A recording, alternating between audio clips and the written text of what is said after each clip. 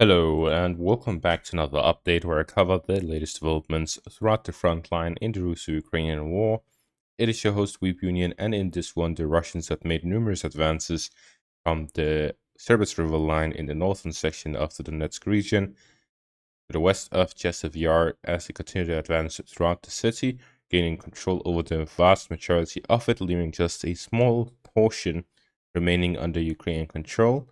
Directly to the south of Pokrovsk, as the Russians continue offensive operations in that section of the front line as well, to the southwestern outskirts of the Donetsk region, the eastern outskirts of the Zaporizhzhia region, and to the south of Oryhiv. Starting out in the northern section of the front line across the Serbs River line, the Russians launched some counterattack here near Ridkoduk, regaining full control over the southern parts of the town, kicking the Ukrainians out of it and back across the river line. The Russians, with the push towards Shevchenko, managed to cut off the supplies to the Ukrainian forces and operationally encircle them, combined with heavy artillery launched on the Ukrainian forward positions within Ridkoduk. They managed to kick the Ukrainians out and regain control over the area, pushing them back across the river line, and now they are launching fire control along the river line to prevent the Ukrainians from launching additional counterattacks towards Ridkoduk, securing Nova as the logistical supply hub of the Russian forces in the area. The Russians also advanced within the southern parts of Kurakhove, looking to gain full control over the southern bank of the river line, for additional offensive operations across into the northern parts of the town and to secure the river line on a wider axis for future offensive operations in the northern and southern axis. In the direction of Chasiv Yar, the Russians have made numerous advances. They are now getting very close to full control over the city. They've managed to regain control over the residential area here to the southwest of the city and move into Mykolaiivka, gaining a foothold within it. The Russians lack only the small residential area to the southwest of the city to gain 100% full control over Chasiv Yar, as well as a sliver here in the northwestern outskirts. As for Mykolaiivka, gaining control over it will allow the Russians to operationally encircle the Ukrainian forces within the forest patch area here near Chasiv Yar. Gaining control over Mykolaiivka will allow the Russians to secure the remaining parts of Chasiv Yar and launch offensive operations towards Kościanivka, the fortified positions and the settlements in the direction of the city, in all directions. Such offensive operations by the Russians would take advantage of the high ground and the city as a springboard for offensive operations, allowing the Russians to expand their zone of control across the canal and to launch offensive operations from the northern flank in the direction of Kredishina, Bilavora, and so on to cover the southern advances and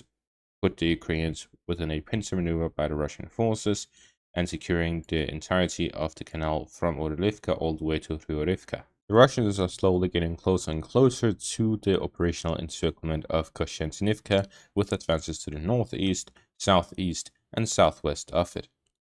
To the southeast of Pokrovsk, the Russians advance in the direction of Mirnorad, where they have been advancing recently from Horodivka and Novohorodivka, restarting their offensive operations from the eastern, southeastern, and southern directions in an attempt to establish a foothold within Mirnorad, gaining control over the fortified positions outside of the city and slowly advancing in the direction of it. The Russians also been advancing in the direction of Pokrovsk itself as they continue advances on both flanks of the city. With this, we see that the Russians intensified offensive operations in the direction of Pokrovsk as a result of the Ukrainian redirection of forces from this section of the front line to other sections of the front line in connection with their summer offensive.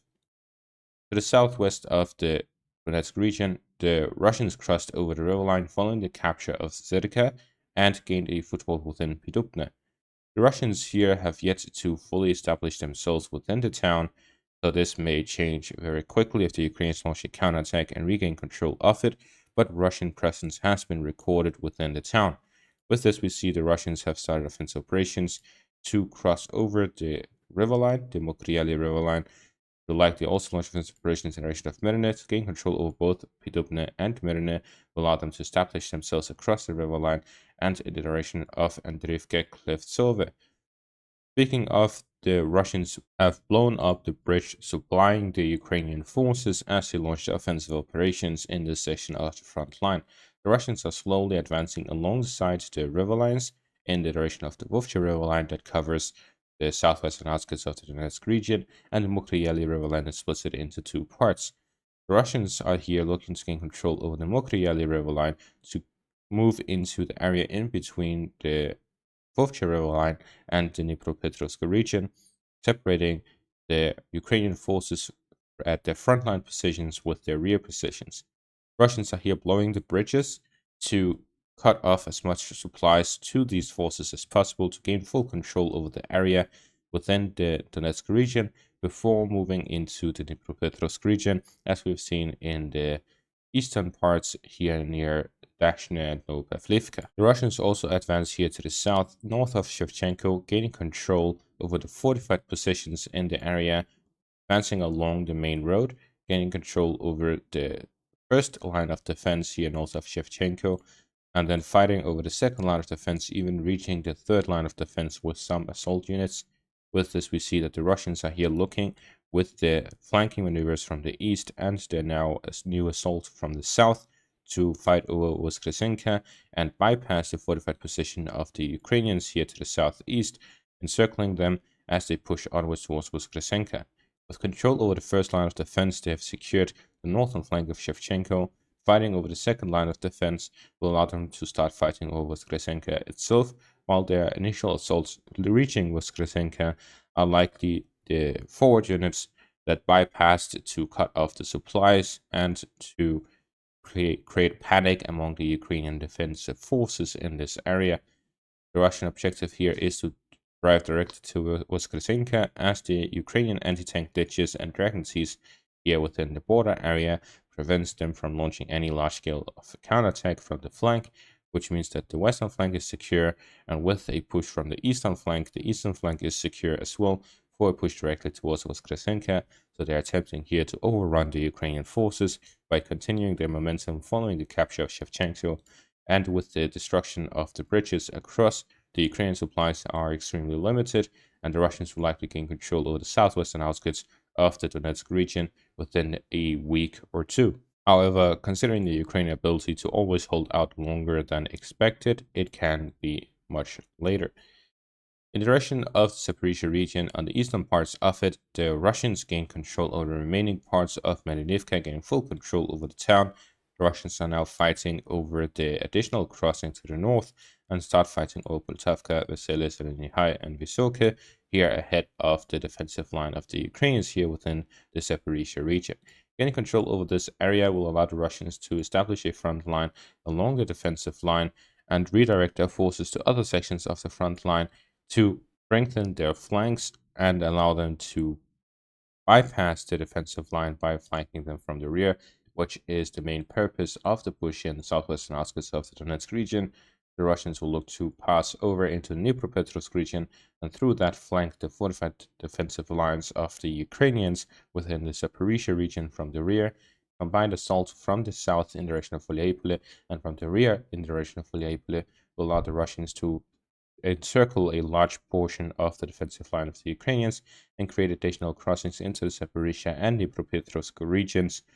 and this will allow them to strengthen offensive operations towards the city of Zaporizhzhia, which is one of the targets of the Russian forces. The Russians would at that point create crossings through the Donetsk region into the Dnipropetrovsk region, the Zaporizhzhia region into the Dnipropetrovsk region, and then down towards Oryhev as well for an additional crossing into the Zaporizhzhia region through the front line and from the rear, and then push into Zaporizhzhia from the flank. At the same time, offensive operations in the direction of Kamyansk will allow them to attack Zaporizhzhia directly head-on for 3 separate directions to attack the city itself from. And this is all with the help of the Russian forces advancing through the southwestern outskirts of the Donetsk region, which is why it has been prioritized by the Russian forces throughout this month and the prior months. The Russians will also allow this to push into the Dnipropetrovsk region on the western flank of Pokrovsk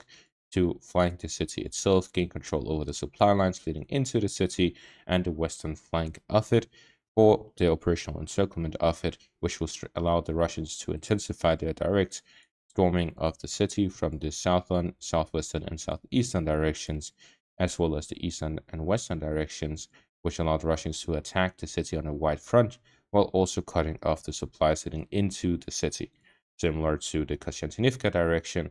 And while the Russians are intensifying the offensive operations here in the south and the east, the Ukrainians have stabilized the situation in the north. However, if the Ukrainians are to redirect their forces back to the southern section of the front line, the Russians will likely intensify the offensive operations in the north again. This means that the Ukrainian forces there are really stuck. And while they are on the move, the Ukrainian forces are also targets of long-range strategic weapons by the Russians, such as Iskander missiles. They are targets of Geran 2 drones, Lancet drones.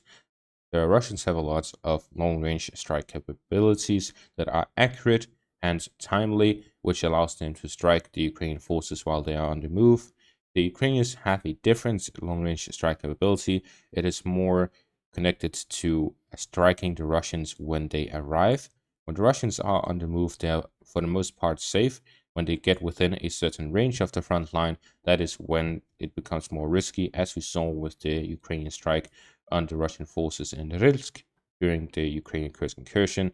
However, the Russians can really strike the Ukrainian forces anywhere on the eastern bank of the Dnieper River and in the south of the country. And this is due to the extended range, accuracy, and long-range connection that the Russian forces have available. The Russians also have a long-range reconnaissance drone which flies over Ukraine, well, a lot of them that flies over Ukraine regularly, trying to collect as much data as possible if they detect a large movement of Ukrainian forces that enter into some sort of building